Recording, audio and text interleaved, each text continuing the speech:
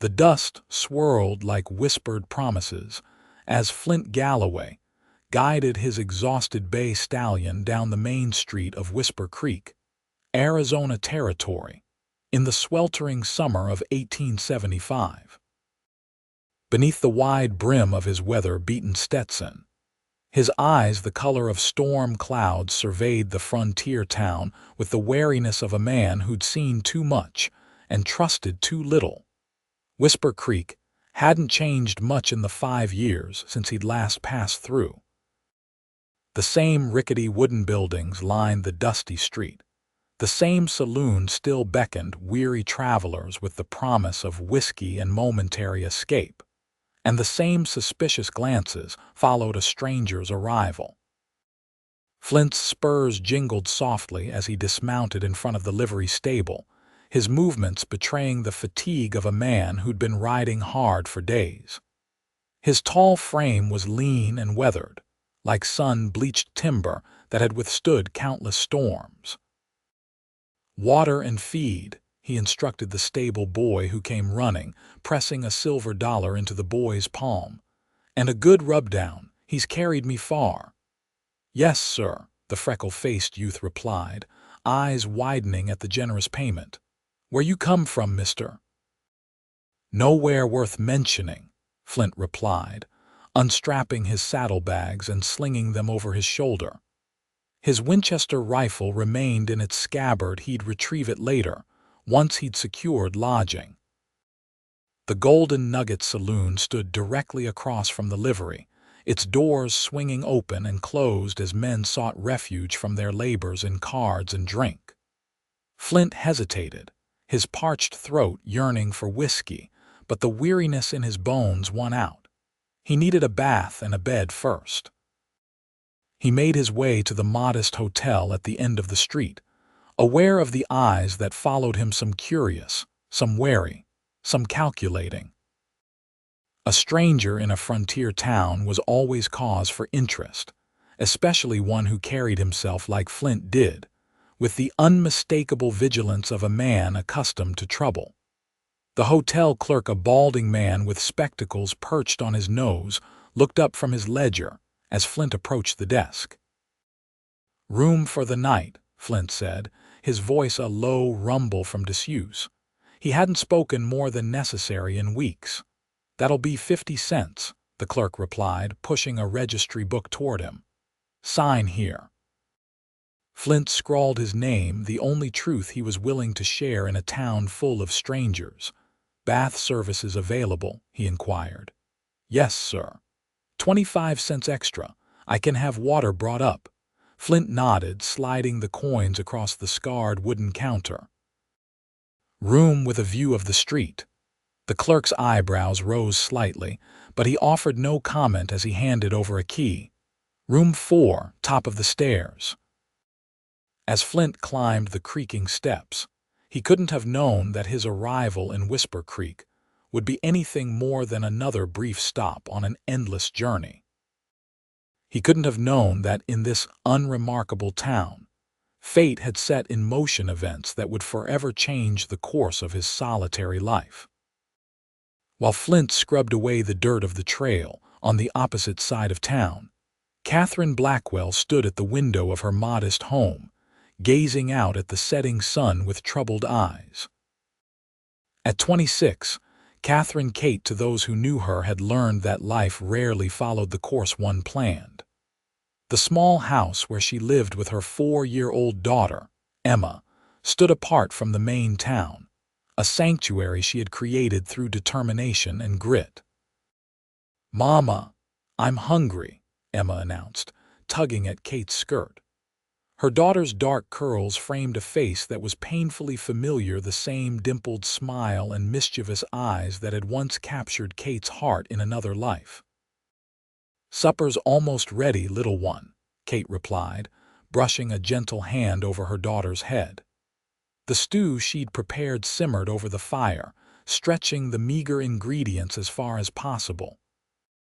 The drought had driven up prices, and Kate's work as a seamstress barely kept food on their table and a roof over their heads. As the stars emerged in the darkening sky, neither Flint nor Kate could have imagined how their lives would soon intertwine, brought together by circumstance and bound by a connection neither had been seeking. Flint slept fitfully that night, as he always did in unfamiliar places. Years on the move had trained him to wake at the slightest sound, his hand instinctively reaching for the Colt revolver he kept beneath his pillow. When dawn broke, painting the sky in shades of gold and crimson, he was already dressed and preparing to face the day. His original plan had been to continue riding north, perhaps into Colorado territory. He had no destination in mind, hadn't had one since he'd left Texas behind 5 years ago. But something about this town, perhaps the mountains visible in the distance or the river that flowed nearby, gave him pause. A day or two of rest wouldn't hurt. Whisper Creek was coming to life as he stepped onto the boardwalk. Shopkeepers unlocked their doors, a wagon loaded with supplies rumbled past, and the blacksmith's hammer rang out in a steady rhythm. Flint made his way to the small restaurant adjacent to the hotel, where the aroma of coffee and bacon beckoned. He had just settled at a corner table, his back to the wall and a clear view of both the door and the window, when the commotion erupted outside. Raised voices, then a woman's cry of alarm. Flint's hand moved to his revolver as he rose, instinct rather than conscious decision guiding his movements. On the street, 3 men had surrounded a wagon. A woman stood beside it, her arm protectively around a small girl partially hidden in the folds of her skirt. "I've already explained, Mr. Harmon," the woman was saying, her voice steady despite her evident distress. "I need more time. The drought has affected everyone's ability to pay." "Time don't pay my debts, Mrs. Blackwell," replied a portly man in a suit too fine for the frontier town. His face was flushed with either anger or the effects of the previous night's drinking. "Your husband borrowed that money fair and square." "My husband is dead," the woman replied, her chin lifting slightly. "And I've repaid half the loan already." "Interest keeps accumulating," Harmon replied with a smirk. "2 more weeks, then I take the house. That was our agreement." "Mama," the little girl whimpered, pressing closer to her mother's side.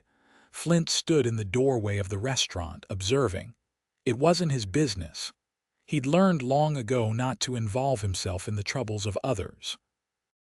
Yet something about the woman's dignified stance and the child's frightened eyes held him rooted to the spot.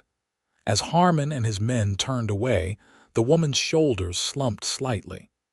She knelt before her daughter, murmuring reassurances, her hands gently smoothing the child's hair.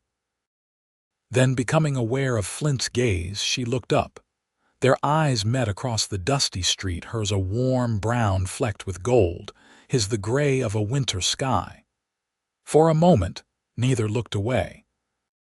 Then Kate Blackwell straightened, took her daughter's hand and continued toward the general store, her back straight and her steps determined. Flint returned to his breakfast, but the encounter lingered in his mind. The woman's predicament was unfortunate but common enough in these hard times. Widows and orphans were a familiar sight in frontier towns, casualties of a land that took as much as it gave. Still, as he sipped his coffee, he found himself wondering about Kate Blackwell and her daughter, and about the husband whose death had left them vulnerable. Later that morning, while purchasing tobacco at the general store, Flint overheard a conversation between the proprietor and another customer. "Shame about Kate Blackwell," the customer said, a gray-haired woman arranging purchases in her basket. "Thomas has been gone almost 2 years now, and still that vulture Harmon won't give her peace." "Thomas knew what he was getting into when he borrowed from Harmon," the shopkeeper replied, though his tone suggested he took no pleasure in the fact. "Mining venture, wasn't it?" "Yes, and it might have paid off if he hadn't caught that fever. left Kate with nothing but debts and little Emma to raise alone. She's a proud one, though, won't take charity. Pride won't keep a roof over that child's head come winter. The conversation shifted to other matters, but Flint had heard enough to piece together the story. Thomas Blackwell had gambled on striking it rich, borrowed money against their home, and died before he could make good on the loan. Now his widow and child would pay the price. It was a familiar tale in the West dreams that turned to dust, lives upended by circumstance, the strong preying on the vulnerable. None of it was Flint's concern. By this time tomorrow, he'd be riding north, leaving Whisper Creek and its inhabitants to their fates. Or so he told himself as he stepped back onto the street, squinting against the midday sun. That afternoon, as clouds gathered on the horizon promising the first rain in weeks, Flint found himself outside the town's only law office.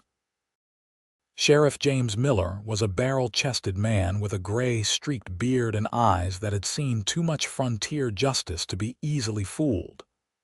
"Something I can help you with, Mr. Galloway?" the sheriff asked, looking up from his desk. "Just passing through," Flint replied, leaning against the doorframe. "Thought I'd pay my respects to the law." Miller's mouth twitched beneath his mustache. "Polite of you. Not many drifters make that a priority." "I find it simplifies things." "That it does." Miller gestured to a chair. "Coffee?" Flint accepted both the seat and the offered cup, which contained a liquid so black and bitter it could have stripped paint. He sipped it without complaint. "I noticed a situation this morning," he said after a moment. "Woman named Blackwell being pressured over a debt." Miller sighed, setting down his own cup. "Aaron Harmon. Fancies himself a businessman. Operates the bank, owns half the buildings on Main Street, and has his eye on the rest. Kate's husband borrowed to invest in a silver mine that turned out worthless. Then cholera took him before he could make good. And now Harmon's calling in the debt. Legally, he's within his rights. Morally," Miller shrugged. "Kate's been working herself to the bone, taking in sewing, helping at the schoolhouse, trying to keep up with the payments. But with the drought driving up prices, 2 weeks doesn't seem like much time." "It isn't." Miller studied Flint with renewed interest. "But as you said, you're just passing through. Kate Blackwell's troubles aren't yours." Flint met the sheriff's gaze steadily. "No, they're not." Later, as the promised rain began to fall, Flint stood at his hotel window watching the townspeople hurry for shelter. Across the street, through the misty curtain of rain, he caught a glimpse of Kate Blackwell emerging from the dressmaker's shop, a bundle under her arm. She held her shawl over her daughter's head, protecting the child from the downpour while accepting the soaking herself. Something about her selfless gesture stirred a memory long buried of another woman who had sacrificed for a child, who had endured hardship with the same quiet dignity. His mother, before the consumption took her. Before Flint, then just Francis Galloway, a boy of 12, had been left to make his own way in a merciless world. Flint turned from the window, troubled by the unwelcome emotion. He had spent years cultivating detachment, learning that connections led only to loss. Tomorrow, he would ride out. Whisper Creek would become just another forgotten stop on an endless journey. But as he lay on the lumpy hotel mattress that night, listening to the rain drumming on the roof, Kate Blackwell's face appeared unbidden in his mind. Her eyes, carrying both weariness and unwavering determination. The gentle way she had comforted her frightened daughter while facing down threats to their home. It had been a long time since Flint had allowed himself to care about anyone's fate but his own. A long time since he had stayed anywhere long enough to form connections. Perhaps that was why sleep eluded him that night, as the rain continued to fall and plans began to take shape in his restless mind. The following morning dawned clear and fresh, the rain having washed the dust from the streets and the air. Flint's bay stallion waited at the livery, rested and ready for the trail. His saddlebags were packed, his rifle cleaned. Everything was prepared for his departure. Yet instead of riding north as planned, Flint found himself heading toward the edge of town, where a small creek wound its way past scattered homesteads. He told himself he was merely exploring, stretching his legs before another long day in the saddle. But when the modest cabin with smoke curling from its chimney came into view, he knew he had been lying to himself. Kate Blackwell was in the garden behind her home, kneeling in the mud as she checked rows of vegetables for damage from the previous night's downpour. She wore a faded blue dress, her dark hair pulled back in a practical knot at the nape of her neck. Her daughter played nearby, talking animatedly to a rag doll propped against the cabin wall. Flint hesitated at the edge of the property, suddenly aware of the presumptuousness of his unannounced visit. Before he could retreat, the little girl spotted him. "Mama," she called, pointing. "A man." Kate stood quickly, brushing soil from her hands as she turned. Recognition flashed in her eyes, followed by wariness. "Can I help you, mister?" she called, moving to stand protectively near her daughter. Flint removed his hat, holding it respectfully at his side. "Mrs. Blackwell, Flint Galloway, I saw what happened yesterday with Harmon." "Half the town saw," she replied, her tone guarded. "What's your interest in it?" A fair question, and one Flint wasn't entirely sure he could answer. "I might be able to help." Her expression shifted from wariness to something harder. "I don't need charity, Mr. Galloway." "I'm not offering any. I'm proposing a business arrangement." Kate glanced at her daughter, who was watching the exchange with undisguised curiosity. "Emma, go inside and get your slate. Practice your letters like Miss Wilson showed you." The girl looked disappointed but obeyed, skipping toward the cabin with her doll clutched to her chest. Once the door closed behind her, Kate turned back to Flint. "What kind of business arrangement could you possibly have in mind, Mr. Galloway? I don't know you, and you don't know me." Flint took a step forward, keeping a respectful distance but close enough that they could speak without raising their voices.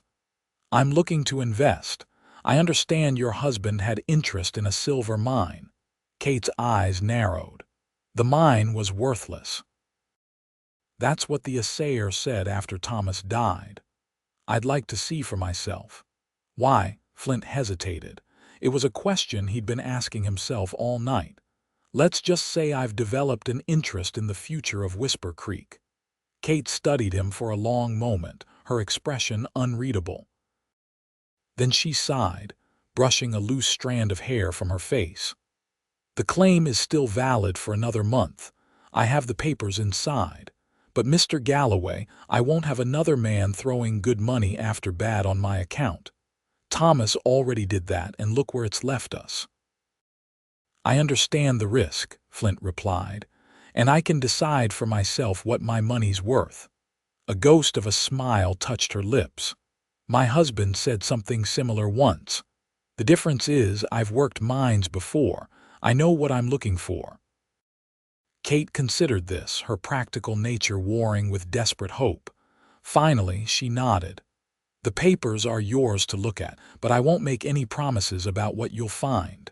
"Fair enough." She led him toward the cabin, pausing at the door. "Mr. Galloway, I appreciate what I think you're trying to do, but you should know that Aaron Harmon doesn't take kindly to interference in what he considers his business."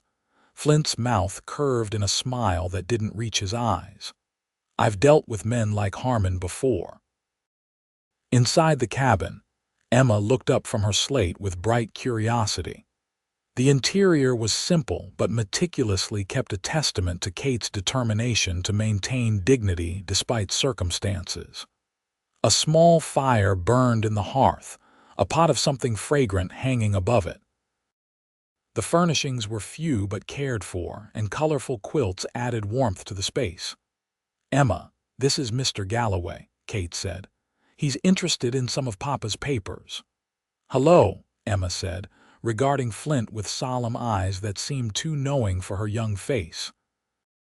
"Are you going to help Mama?" Flint, unaccustomed to speaking with children, felt unexpectedly disarmed by the directness of her question.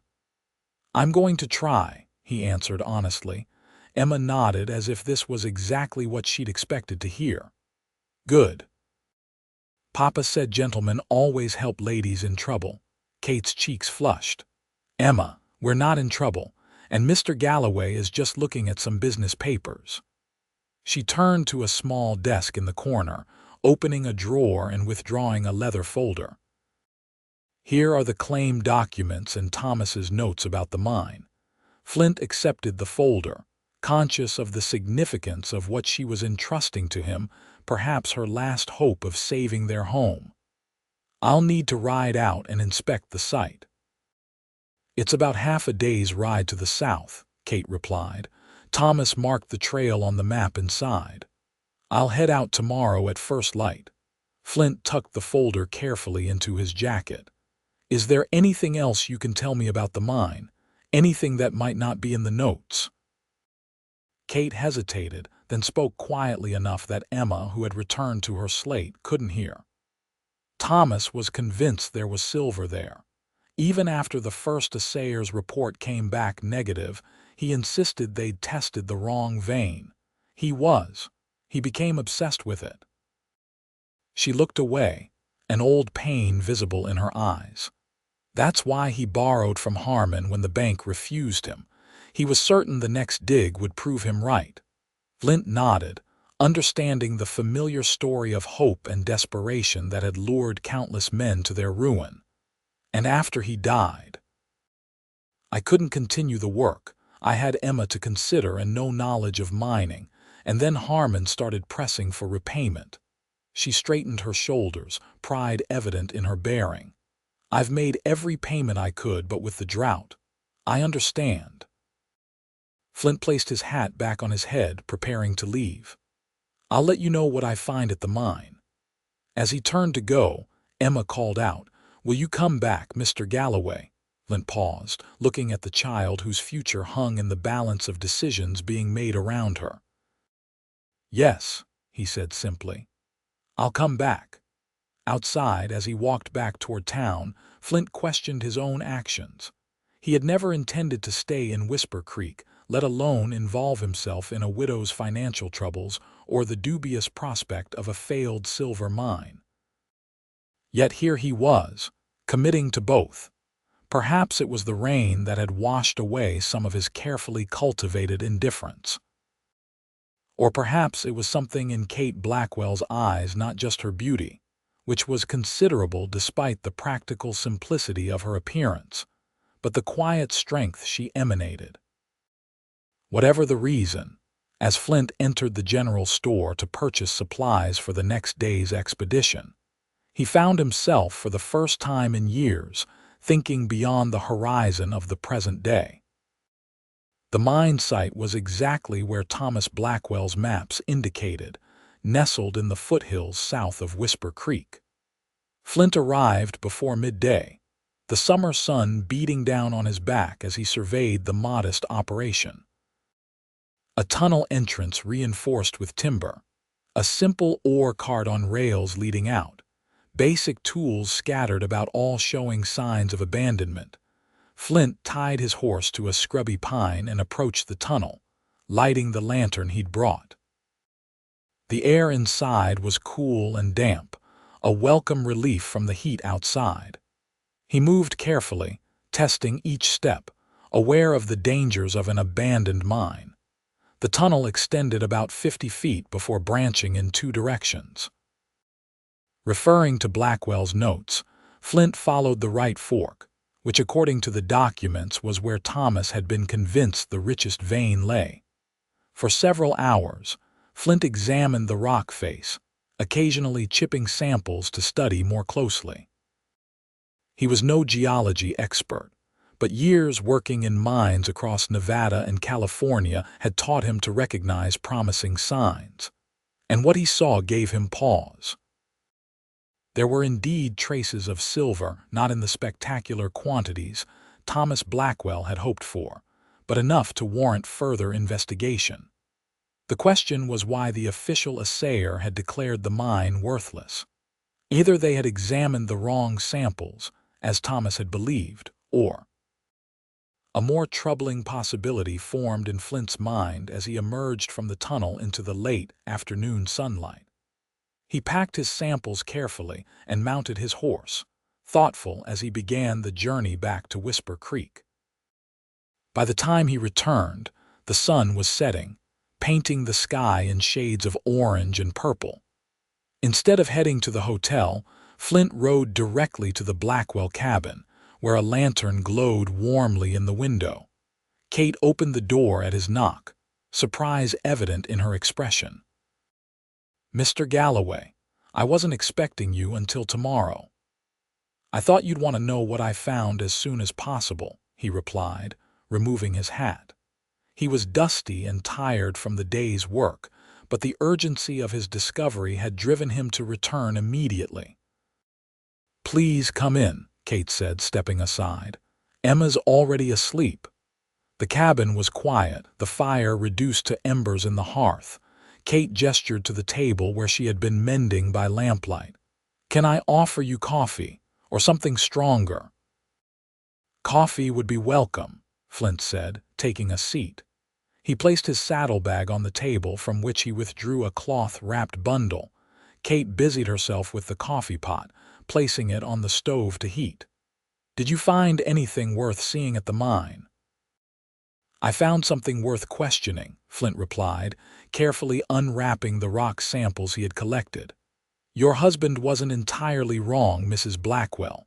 She turned, hope and skepticism warring in her expression. "What do you mean? There's silver in that mine." "Not a motherlode, but enough to be profitable with the right equipment and proper management." He arranged the samples on the table. "The question is why the assayer reported otherwise." Kate approached, examining the rocks with a frown. "I don't understand. Are you saying the assayer lied?" "I'm saying it's a possibility worth considering." Flint leaned back in his chair, watching her process this information. Who was the assayer? "A man from Tucson. He was recommended by—" Kate's eyes widened slightly. "By Aaron Harmon. And the timing?" "This was after your husband borrowed from Harmon." Kate nodded slowly, the implications dawning on her face. "You think Harmon arranged for a false report? But why would he do that?" "Land," Flint replied simply. "Your property sits at the junction of the creek and the main road. Prime location for someone with expansion plans." The coffee pot began to boil, but Kate seemed to have forgotten it. "If what you're saying is true, it means Thomas died believing he'd failed us, when in reality he was right all along." Flint rose to remove the pot from the stove, pouring 2 cups before returning to the table. "It means there might be a way to save your home and pay off Harmon, but we'd need to move quickly." Kate questioned, accepting the cup he offered. Flint met her gaze steadily. "I'm proposing a partnership. I have some savings enough to hire a crew and get the mine operational within a week. We split the profits, with the first portion going to clear your debt to Harmon." "Why would you do this for strangers, Mr. Galloway?" It was a question Flint had been asking himself since he'd first decided to look into the mine. "Let's just say I have my reasons for wanting to see a man like Harmon taken down a peg." Kate sipped her coffee, studying him over the rim of her cup. In the soft lamplight, the weariness seemed to lift from her features, revealing a beauty that caught Flint unexpectedly. He looked away, uncomfortable with his own notice. "I accept your proposal," she said finally, "but I want everything in writing, Mr. Galloway." "I've learned that verbal agreements can be conveniently forgotten." Flint nodded, respecting her caution. "We'll draw up papers tomorrow, and Mrs. Blackwell, I think under the circumstances you might call me Flint." A small smile touched her lips. "Then you should call me Kate." That night, as Flint walked back to his hotel room under a sky brilliant with stars, he reflected on the unexpected turn his life had taken. A week ago, he had been drifting without purpose, carrying the weight of a past he couldn't change. Now, he found himself committed to a mining venture and aligned against one of the most powerful men in Whisper Creek. And more disconcerting still, he found himself drawn to a woman whose quiet strength and unwavering devotion to her daughter reminded him of qualities he had long ago buried: hope, compassion, the belief that tomorrow could be better than today. As he climbed the hotel stairs, Flint told himself his interest in Kate Blackwell was purely business. The mine represented a potentially profitable investment, nothing more. If helping her and her daughter in the process brought a measure of satisfaction, that was merely an incidental benefit. But even as he formed these thoughts, Flint knew he was lying to himself. For the first time in years, he was allowing himself to care about something beyond his own survival, and that realization was as terrifying as it was exhilarating. Word of Flint's interest in the Blackwell mine spread quickly through Whisper Creek, as news always did in small towns. By midday, when Flint and Kate met with the town's notary to formalize their partnership agreement, curious glances followed them along the street. "People are talking," Kate observed as they exited the notary's office, the signed documents secured in Flint's coat pocket. "Let them," he replied, unconcerned. "We've done nothing to be ashamed of." "No, but Whisper Creek thrives on speculation. And a widow spending time with a handsome stranger is prime fodder for gossip." Flint glanced at her, surprised by her candid description, but Kate's expression remained composed, her eyes focused on the street ahead. "We'll give them something else to talk about soon enough," he said. "I've arranged for the independent assayer to arrive from Tucson tomorrow. Once we have official confirmation of the mine's value, we can begin hiring workers." Kate nodded, but her expression had grown troubled. "Harmon won't take this lying down. If what we suspect is true, he deliberately sabotaged Thomas's efforts to work the mine. He won't simply stand aside while we succeed where Thomas failed." "I'm counting on it," Flint replied, his tone hardening. "Men like Harmon need to be exposed for what they are." They paused at the corner where their paths would diverge, Kate toward her cabin, Flint toward the telegraph office where he planned to send messages to mining contacts in neighboring towns. "Be careful, Flint," Kate said, her voice lowered. "I've already lost one partner to this venture. I couldn't bear to lose another." Before he could respond to the unexpected sentiment in her words, she had turned and continued down the street, her back straight and her steps purposeful. Flint watched her go, aware of an unfamiliar warmth spreading through his chest. At the telegraph office, Flint was unsurprised to find Aaron Harmon emerging just as he arrived.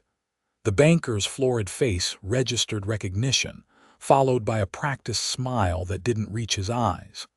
"Mr. Galloway, isn't it? I understand you've developed an interest in our little community." "In certain aspects of it," Flint replied neutrally. Harmon adjusted his vest, which strained across his substantial girth. "Specifically, I hear you're involving yourself in the Blackwell situation. A word of friendly advice: that mine is a lost cause. The widow would be better served accepting reality and moving on." "I appreciate your concern," Flint said, his tone making it clear he did not. "But I prefer to form my own judgments." "As you wish." Harmon's smile tightened. "Just remember that in Whisper Creek, it pays to know who your friends are." "I've always found it more important to know who my enemies are," Flint countered evenly. The two men regarded each other in silent assessment, the tension palpable. Then Harmon tipped his hat with exaggerated courtesy and continued down the boardwalk. Inside the telegraph office, the operator, a lanky young man with ink-stained fingers, looked up nervously. "Everything all right, Mr. Galloway?" Mr. Harmon seemed displeased. "Mr. Harmon's disposition is his own concern," Flint replied, pulling out the messages he had prepared. "I need these sent immediately." As the telegraph key clicked out his requests for equipment and experienced miners, Flint considered his confrontation with Harmon. The banker's thinly veiled threat confirmed what he had already suspected: Harmon would not relinquish his plans for the Blackwell property without a fight. The question was how far he would go to protect his interests. Arranging for a false assay report was dishonest, but not violent. Yet something in Harmon's demeanor suggested he would not balk at more direct methods if pushed. That evening, as Flint sat in the hotel restaurant finishing his meal, Sheriff Miller approached his table. "Mind if I join you?" the lawman asked, gesturing to the empty chair across from Flint. "Be my guest." Miller settled his substantial frame into the chair with a sigh. "Word is you've gone into business with Kate Blackwell, reopening the mine. Word travels fast. Small town." Miller signaled to the waitress for coffee. "You also had a conversation with Aaron Harmon today." Flint raised an eyebrow. "Are you keeping tabs on me, Sheriff?" "Just doing my job. Harmon is an influential man in Whisper Creek. He's also not accustomed to being challenged." "And you're warning me off." Miller shook his head as the coffee arrived. "I'm suggesting you watch your back. Harmon has ways of dealing with problems that don't always leave evidence." Flint considered this, reading between the lines of the sheriff's carefully chosen words. "You suspect him of more than sharp business practices." Miller sipped his coffee before answering. "Thomas Blackwell's death was mighty convenient for Harmon. Cholera takes a man quick, but it usually takes more than one." "You think he was poisoned?" "I think there's no proof either way," Miller replied carefully. "Just like there's no proof the assayer's report on that mine was falsified. But I've been sheriff here long enough to recognize patterns. And you've done nothing about these suspicions." A flash of anger crossed Miller's weathered face. "Suspicions ain't evidence, son. And Harmon owns the judge in the next county. Without proof, my hands are tied." Flint nodded, understanding the frustration of a lawman constrained by the very system he served. "I appreciate the warning, Sheriff." Miller drained his cup and stood. "Don't take unnecessary risks, Galloway. Kate and Emma have suffered enough loss." As the sheriff departed, Flint remained at the table, turning this new information over in his mind. If Harmon was indeed responsible for Thomas Blackwell's death, then the stakes had just risen considerably.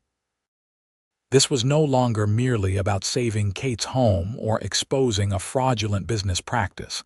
It was potentially about bringing a murderer to justice. Flint's instinct for self-preservation urged him to walk away. He had no obligation to Kate Blackwell beyond their business arrangement. No reason to risk his life pursuing justice for a man he had never met. Yet, as he remembered Kate's dignified determination and Emma's trusting eyes, Flint knew he had already passed the point where walking away was an option. For better or worse, their fates had become intertwined with his own. The independent assayer arrived from Tucson the following day, a serious young man named Peterson, who brought his own equipment and a reputation for incorruptible integrity. Flint accompanied him to the mine, along with Kate, who had arranged for a neighbor to watch Emma. The journey allowed Flint and Kate time for conversation beyond the immediate concerns of their business venture. As their horses picked their way along the trail, Kate spoke of her life before Whisper Creek, of growing up in St. Louis, the daughter of a schoolteacher, and of meeting Thomas when he came east to secure investors for his western adventures. "He painted such a vivid picture of the opportunities out here," she recalled, a mixture of fondness and sorrow in her voice. "The wide open spaces, the freedom, the chance to build something from nothing. I was young and sheltered, and it all sounded so romantic." "And the reality?" Flint asked. Kate's smile was tinged with irony. "Dust, hardship, isolation, but also beauty I never imagined and a kind of liberty I hadn't known was possible." She glanced at him. "I don't regret following Thomas West despite everything. What about you? What brought you to this life?" Flint rarely spoke of his past, having long ago learned that memories were safer when kept locked away. But something about Kate's direct gaze and genuine interest loosened his customary reticence. "My father was a farmer in East Texas," he said, the words feeling strange on his tongue after so many years of silence. "Good land, but too small to support us all. He died when I was 10. My mother held on for 2 more years before consumption took her." "I'm sorry," Kate said softly. Flint shrugged, feigning a detachment he didn't entirely feel. "It was a long time ago. I went to live with an uncle who worked the silver mines in Nevada, learned the trade from him, been moving ever since. Always alone." The question touched a nerve, probing at truths Flint preferred not to examine too closely. "It's simpler that way," he replied, his tone closing the subject. At the mine, Peterson conducted his examination with methodical thoroughness, taking multiple samples from different areas of the tunnel and testing them on site.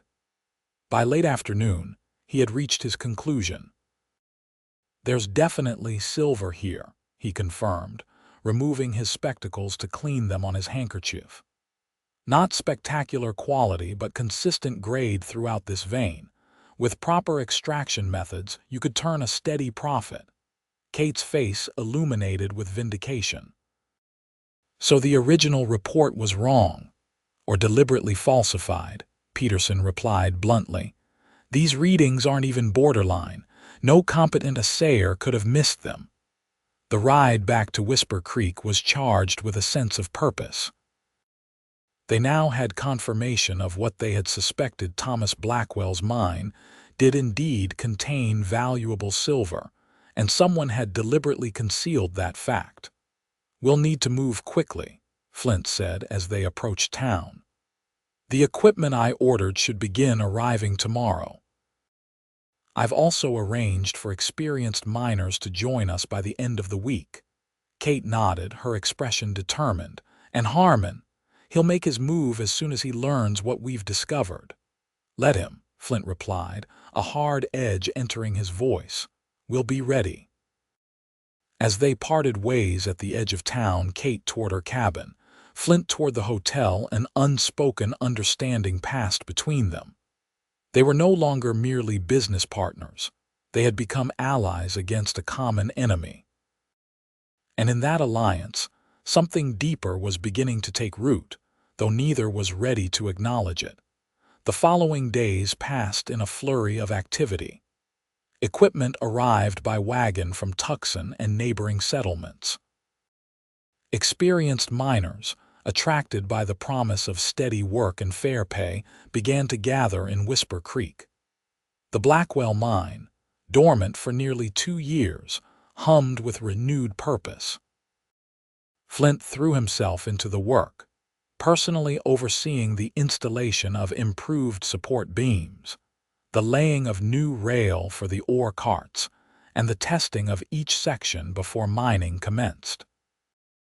His knowledge and experience earned him the respect of the men he hired, many of whom had worked in far less safely managed operations. Kate divided her time between the mine and her responsibilities to Emma, often bringing the child with her to the site once the most dangerous setup work was complete.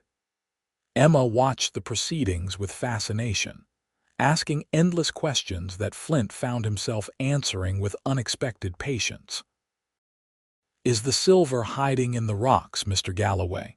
she asked one afternoon, peering into an ore cart. "In a way," Flint replied, crouching beside her to point out the faint metallic gleam embedded in the gray stone. "It's mixed in with other minerals. We have to separate it out." "Like when Mama picks beans from the garden," Flint smiled at her simple analogy. A bit more complicated, but yes, the idea is the same. Emma considered this seriously. Papa said there was treasure in the mountain. He was right, wasn't he? Flint met Kate's gaze over her daughter's head, seeing both pain and pride in her eyes. Yes, Emma, your papa was right. As the first week of operations drew to a close, the initial results were promising. The ore quality was consistent, and the extraction process was proceeding more efficiently than anticipated. Flint calculated that within another week, they would have enough silver to make their first shipment to the assayer's office in Tucson, where it would be refined and sold.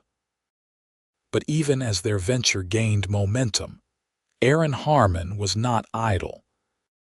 Reports reached them of his meetings with influential men from neighboring towns, of telegraph messages sent to territorial officials, of whispered conversations with certain rough characters who had recently appeared in Whisper Creek. Sheriff Miller visited the mine site, ostensibly to check on their progress but really to deliver a warning.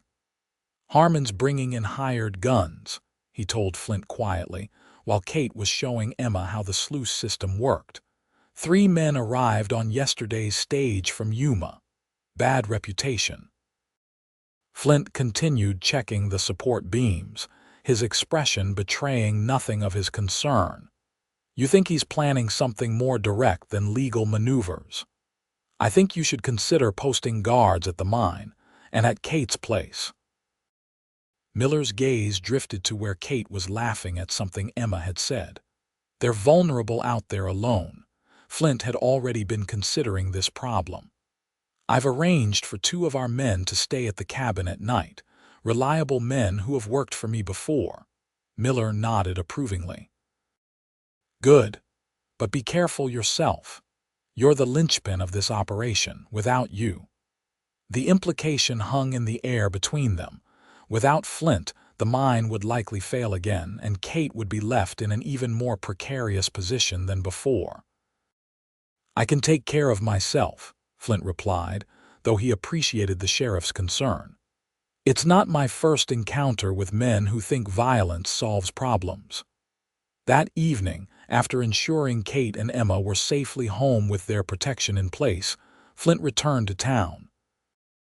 The Golden Nugget Saloon was crowded with miners celebrating the end of the workweek, their boisterous laughter spilling out onto the street. Flint pushed through the batwing doors, nodding to acquaintances but declining invitations to join various card games. He ordered whiskey at the bar, sipping it slowly as his eyes scanned the room, taking note of unfamiliar faces. They weren't difficult to spot. 3 men at a corner table, dressed too well for ordinary miners but with the unmistakable bearing of men who lived by their guns. They watched the room with the calculated alertness of predators assessing potential threats. As Flint had expected, it didn't take long for one of them to approach him. The man was tall and lean, with a pockmarked face and cold eyes that had seen too much killing. Galloway. The man asked, though it was clear he already knew the answer. Flint didn't bother turning from the bar. Depends who's asking. Name's Tucker. I represent certain interests in this town who'd like to discuss your mining operation. My business partner and I aren't interested in discussions with Harmon or his representatives, Flint replied evenly, taking another sip of his whiskey. Tucker leaned against the bar, his posture deceptively casual. That's unfortunate. Mr. Harmon is prepared to be generous twice what you've invested so far, and you walk away clean. Flint finally turned to face the gunman, his expression impassive. The answer is no. Tucker's eyes hardened. You might want to reconsider. Whisper Creek can be dangerous for outsiders who don't understand how things work here. Is that a threat, Tucker? Just friendly advice. Tucker straightened, his hand hovering near his holster in a pointed reminder of the power he wielded. Think it over. The offer expires tomorrow at noon. As the gunman returned to his companions, Flint finished his whiskey, left money on the bar, and exited the saloon. The night air was cool against his face, carrying the scent of desert sage and distant rain. He wasn't surprised by Harmon's approach. It was predictable: first an attempt to buy him off, followed by escalating intimidation if that failed. The question was how far Harmon was willing to go, and how directly he would implicate himself in whatever violence might follow. Flint walked slowly back to his hotel, aware that he was likely being followed but unconcerned. Let them observe his routine, his comings and goings. The more predictable they thought him, the more surprising his countermoves would be.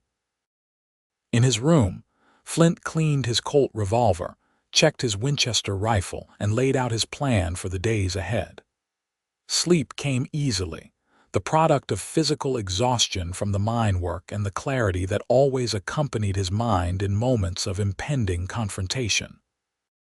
The next morning, Flint rode to Kate's cabin earlier than usual. He found her already awake, preparing breakfast while Emma set the table.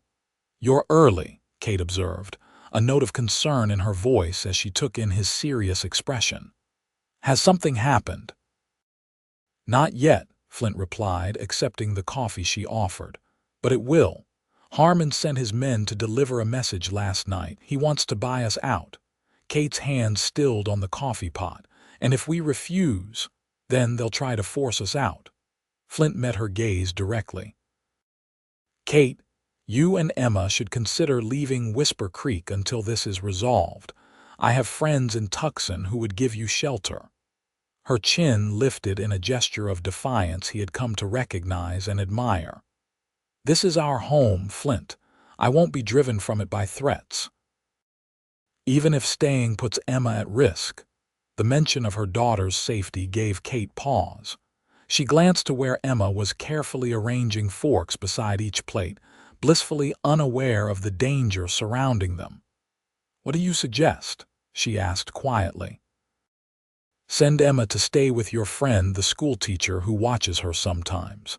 She'll be safer in town, where there are more eyes to see what happens." Kate nodded reluctantly. "And me?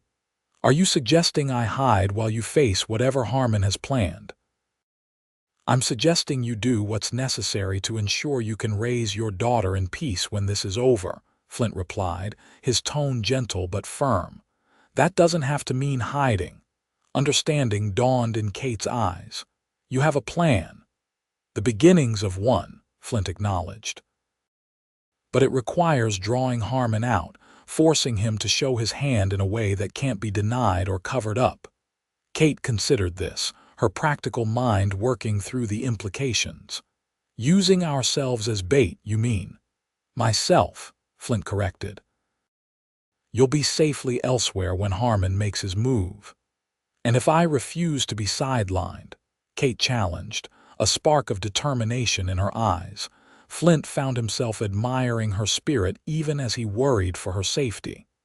"Then we adapt the plan." Their conversation was interrupted by Emma's announcement that the table was ready. As they sat down to breakfast, the atmosphere lighter than the subject of their discussion warranted, Flint was struck by the domesticity of the scene: the small family table, the child's chatter, the morning sunlight streaming through the windows.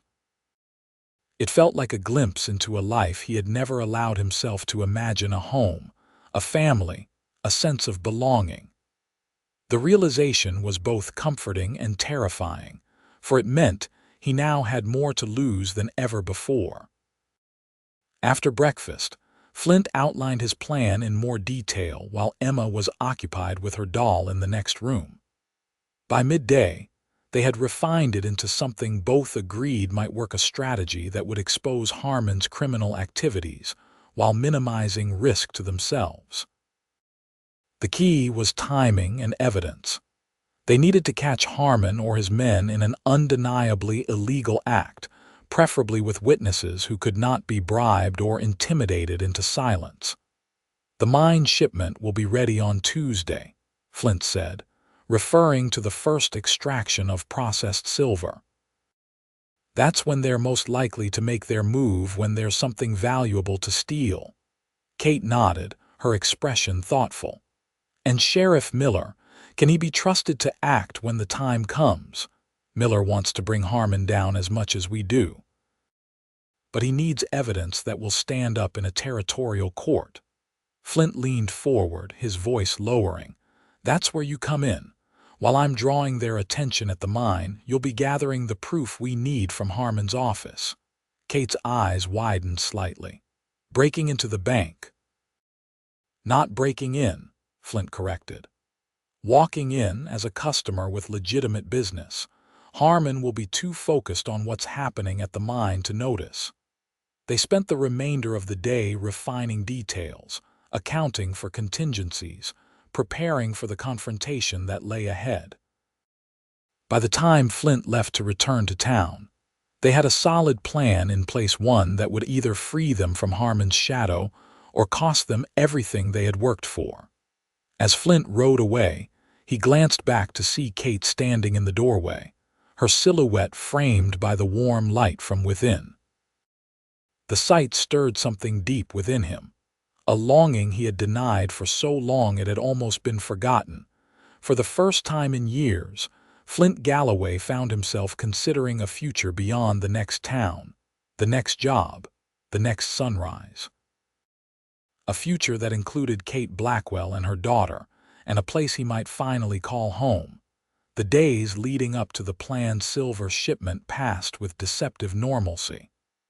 Work at the mine continued, with each shift bringing more silver-bearing ore to the surface. Flint maintained a visible presence in town, establishing patterns that Harmon's men would note and anticipate. Kate arranged for Emma to stay with Sarah Wilson, the schoolteacher who had become a trusted friend. She explained to her daughter that it was a special visit, like a holiday, careful not to frighten the child with the true reason for the arrangement. "Will Mr. Galloway visit too?" Emma asked as Kate packed her small bag. "Perhaps," Kate replied, smoothing her daughter's dark curls. "Would you like that?" Emma nodded solemnly. "I think he likes us, Mama. He smiles with his eyes when he looks at you." Kate felt heat rise to her cheeks at her daughter's perceptive observation. "Mr. Galloway is our business partner, Emma, and our friend." "Papa would like him," Emma declared with childish certainty. "He's brave and kind like in the stories." Kate hugged her daughter close, momentarily overcome by emotion. "Yes, he is. Now, have you packed your slate? Miss Wilson said she'd help you with your letters." As Tuesday approached, tension mounted beneath the surface calm. Sheriff Miller increased his patrols around town, alert for any sign that Harmon's men were preparing to move. Flint arranged for the more trustworthy miners to be present at critical times, positioning them as potential witnesses and allies. On Monday evening, Flint visited Kate's cabin one final time before their plan was set in motion. They sat at her kitchen table, reviewing each step, each contingency, until both were satisfied they had accounted for every possibility.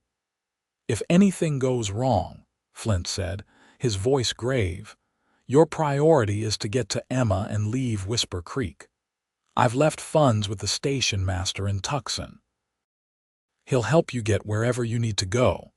Kate reached across the table, covering his hand with her own. "Nothing will go wrong, and even if it did, I wouldn't leave you behind." The simple touch of her hand on his sent warmth spreading through Flint's arm, a sensation both unfamiliar and deeply right. He turned his palm upward, interlacing their fingers. "Kate," he began, uncertain how to express the emotions that had been building within him over these weeks of shared purpose and growing trust. She met his gaze steadily, her eyes reflecting the same confusion and longing he felt. "I know," she said softly. "I feel it too." Flint stood, drawing her to her feet, their hands still joined. With his free hand he gently touched her cheek, tracing the curve of her jaw with a tenderness that surprised him. "I came to Whisper Creek with no intention of staying," he said, his voice low and earnest. "I've spent years moving on before connections could form, before I had anything to lose. But now—" "Now," Kate prompted, her breath catching as he drew her closer. "Now I find myself thinking of what comes after Harmon, after the mine is secured. I find myself thinking of you and Emma, and a life I never believed could be mine." Kate's eyes shimmered with unshed tears, but her smile was radiant. "I stopped believing in second chances when Thomas died. Then you rode into town, and everything changed." When their lips finally met, it felt to Flint like coming home after a lifetime of wandering. Kate's kiss was both gentle and fierce, a promise and a claim. His arms encircled her waist, drawing her against him as the kiss deepened, expressing what words could not. When they finally parted, both breathless, Flint rested his forehead against hers. "Tomorrow," he whispered. "After tomorrow, we'll have time to explore what this means." Kate nodded, though reluctance showed in her eyes as she stepped back. "Be careful, Flint. Promise me." "I promise," he replied, meaning it more sincerely than any vow he had ever made. "This time tomorrow, Harmon will no longer threaten your future, our future." As Flint rode back to town under a canopy of stars, his thoughts were not on the dangers that awaited him the next day, but on the possibility of a life. He had never dared to imagine a life with Kate and Emma, rooted in one place, building something that would endure. For the first time in years, Flint Galloway had something worth fighting for beyond mere survival. And that made all the difference. Tuesday dawned clear and hot, the azure sky unmarred by clouds. By mid-morning, the temperature had climbed to uncomfortable levels, the sun beating down mercilessly on the dry landscape. At the mine, the day shift was in full swing, extracting and processing ore with practiced efficiency. Flint oversaw the loading of the first silver shipment onto a reinforced wagon. The silver bars, though modest in number, represented a significant victory, proof that Thomas Blackwell's faith in the mine had been justified, and that Kate and Emma's future could be secured. "We'll leave for Tucson at noon," Flint instructed the 2 armed guards he had hired to accompany the shipment. "Stay alert on the trail. If you encounter trouble, prioritize your own safety over protecting the cargo." The men nodded their understanding, checking their weapons with professional thoroughness. They were experienced guards who had worked similar jobs throughout the territory and understood the risks involved. Meanwhile, in town, Kate entered the bank precisely as planned. Dressed in her best gown, a modest blue dress that had seen better days but still conveyed respectability, she approached the teller with a calm demeanor that belied her racing heart. "I'd like to speak with Mr. Harmon about my loan arrangement," she stated, her voice steady. The young teller looked uncertain. "Mr. Harmon is quite busy this morning, Mrs. Blackwell. Perhaps you could return tomorrow." "I'm afraid the matter is urgent," Kate insisted. "It concerns my upcoming payment." After a moment's hesitation, the teller disappeared into the back office. Kate used his absence to survey the bank's interior, noting the location of Harmon's private office and the large safe visible through a partially open door. When the teller returned, his expression was apologetic. "Mr. Harmon says he can spare you 5 minutes. Please follow me." Harmon's office was ostentatious for a frontier town, heavy furniture, expensive carpets, and pretentious artwork designed to impress clients with his importance. The man himself sat behind a massive desk, his florid face betraying irritation at the interruption. "Mrs. Blackwell," he greeted without rising, "I understand you wish to discuss your loan. I believe our terms are quite clear: payment in full by the end of next week, or foreclosure proceedings begin." Kate seated herself without waiting for an invitation, arranging her skirts with deliberate calm. "Actually, Mr. Harmon, I've come to discuss evidence of fraud relating to my husband's mine." Harmon's expression flickered surprise, quickly masked by disdain. "I don't know what you're talking about." "I think you do," Kate replied, her voice level. "An independent assayer has confirmed what Thomas always believed: the mine contains significant silver deposits. Your assayer's report was falsified, presumably under your direction." A tense silence followed her accusation. Harmon's face reddened, his fingers drumming on the desk as he considered his response. "That's a serious allegation, Mrs. Blackwell," he finally said, his tone deceptively mild. "One you cannot possibly prove." "Perhaps not on my own," Kate agreed. "But the territorial marshal might take an interest, especially when he learns about certain financial irregularities involving other properties you've acquired under questionable circumstances." This was a bluff. They had suspicions, but no concrete evidence of other fraudulent activities. But Kate delivered the line with convincing confidence, watching closely for Harmon's reaction. She wasn't disappointed. Harmon's composure slipped, anger replacing calculated control. "You're playing a dangerous game, Mrs. Blackwell. Your partner Galloway would be wise to accept the offer my associates extended. Silver mines have a way of becoming accident-prone." Kate's heart raced at the implicit threat, but she maintained her outward calm. "Are you threatening Mr. Galloway, Mr. Harmon?" "Merely making an observation," Harmon replied, regaining some of his composure. "Mining is hazardous work, especially when operated by inexperienced outsiders." "I'll be sure to relay your concern to Sheriff Miller," Kate said, rising from her chair. "And now, if you'll excuse me, I have other matters to attend to." Harmon's eyes narrowed as she moved toward the door. "Your husband was stubborn too, Mrs. Blackwell. Remember how that ended for him." Kate paused, her hand on the doorknob, and turned back to face him. "Are you admitting to something, Mr. Harmon?" A cold smile spread across his face. "Simply making another observation." "Good day, Mrs. Blackwell." Outside the bank, Kate took a deep breath, steadying herself after the confrontation. She had accomplished what she and Flint had hoped, provoking Harmon into making veiled threats that, combined with other evidence, might be enough to interest territorial authorities in investigating further. Now, everything depended on what happened at the mine. At precisely noon, the wagon bearing the silver shipment departed from the mine, accompanied by the two armed guards. Flint watched them go, then turned to the small group of miners who remained to continue the day's work. "I want everyone out of the tunnels by 2 o'clock, he instructed. "We'll do maintenance checks this afternoon instead of extraction."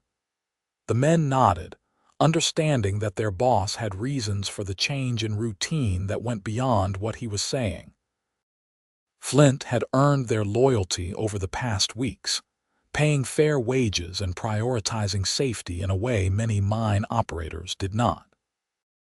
As the afternoon wore on, Flint maintained a visible presence around the mine, checking equipment, reviewing extraction plans for the following day, and generally behaving as if it were business as usual. But his senses were heightened, alert for any sign of approaching danger. It came at 2:30, when the sun was at its most punishing and the work had slowed to accommodate the heat. 3 riders appeared on the ridge overlooking the mine: Tucker and his 2 companions, their intentions clear in the way they approached, with hands hovering near their holsters.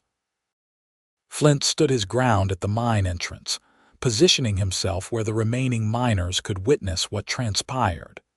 His own hand rested casually near his revolver, but he made no overtly threatening moves. "Afternoon, gentlemen," he called as the riders drew closer. "Something I can help you with?" Tucker dismounted first, his spurs jingling as he approached.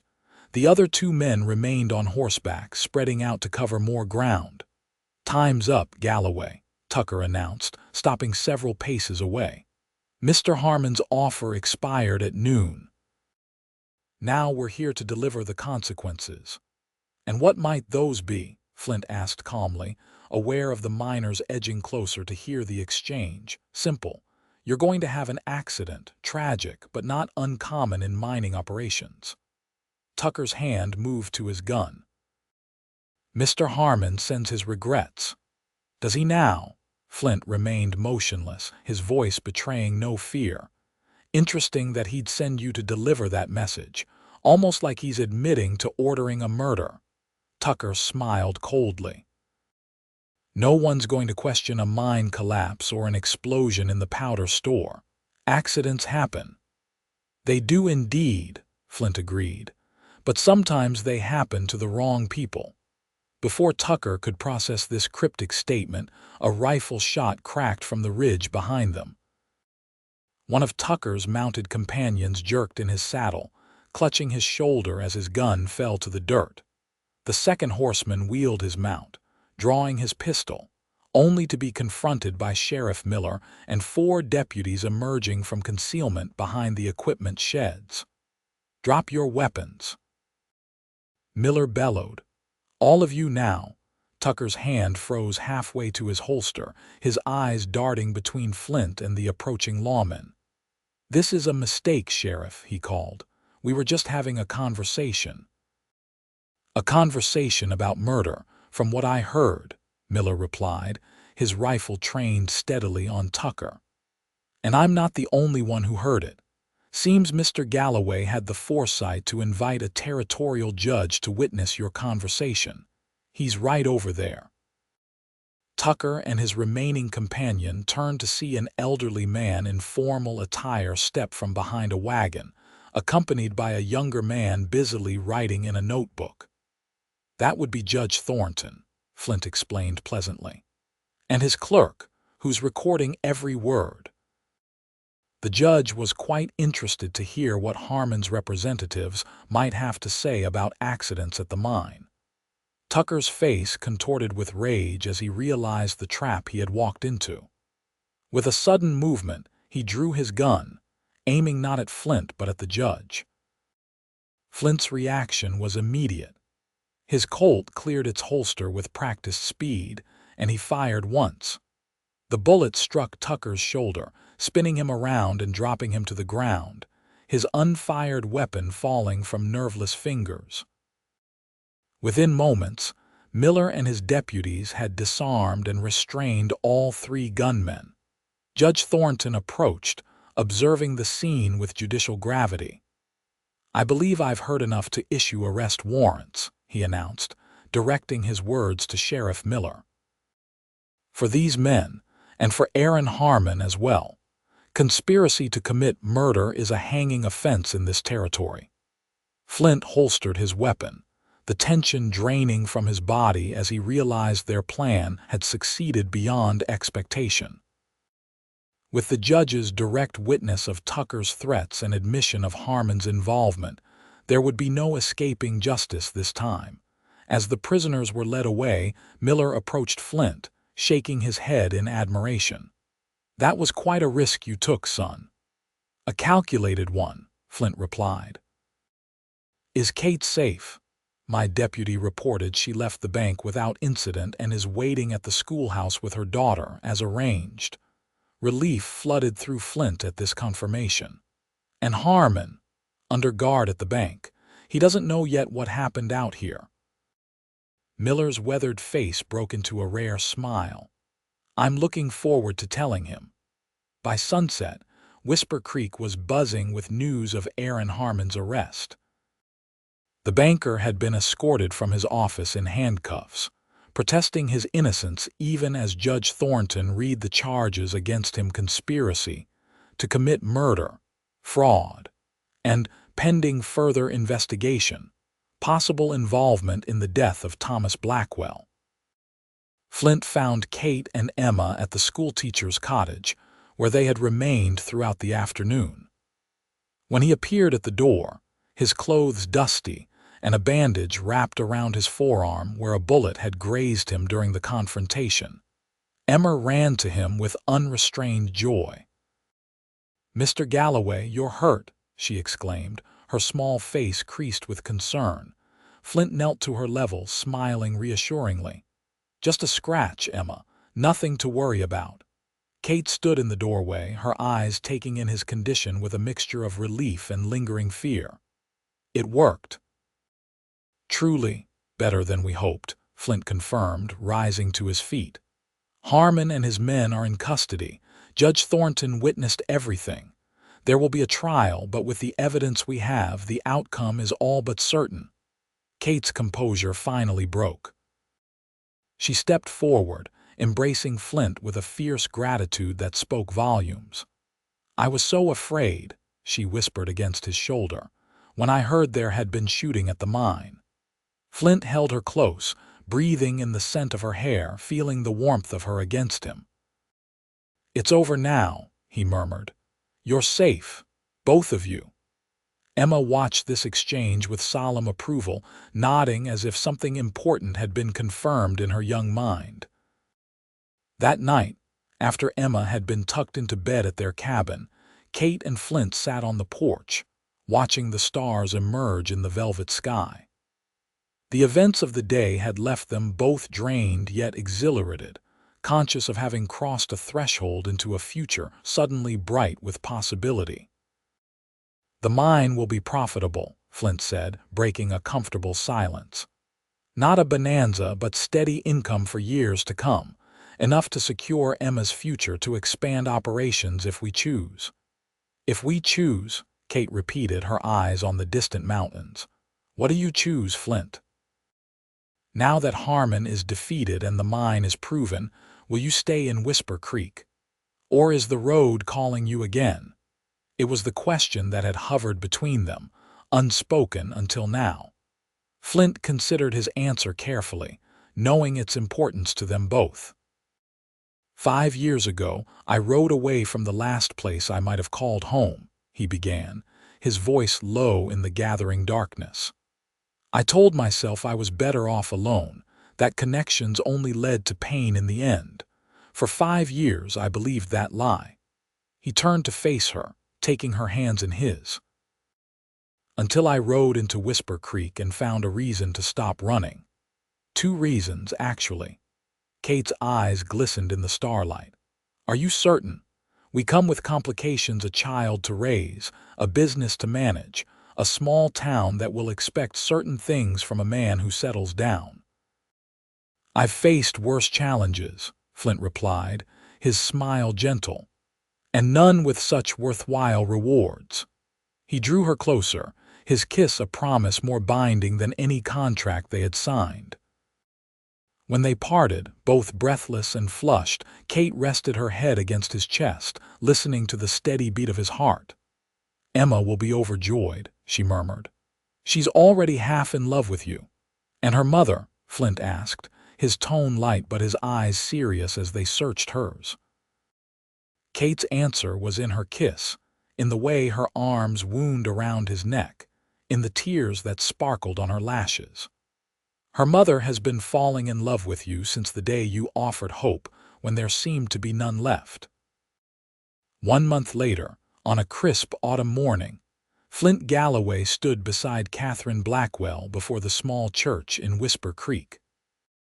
Emma, radiant in a new dress, held a bouquet of wildflowers as she watched Judge Thornton, who had returned from Tucson specifically for the occasion, pronounce them husband and wife. The town had turned out in full force for the wedding. Sheriff Miller stood as Flint's best man, while Sarah Wilson attended Kate. The miners from the Blackwell Galloway Silver Company, as it was now officially named, occupied several pews, their usually rough appearance softened by clean shirts and polished boots.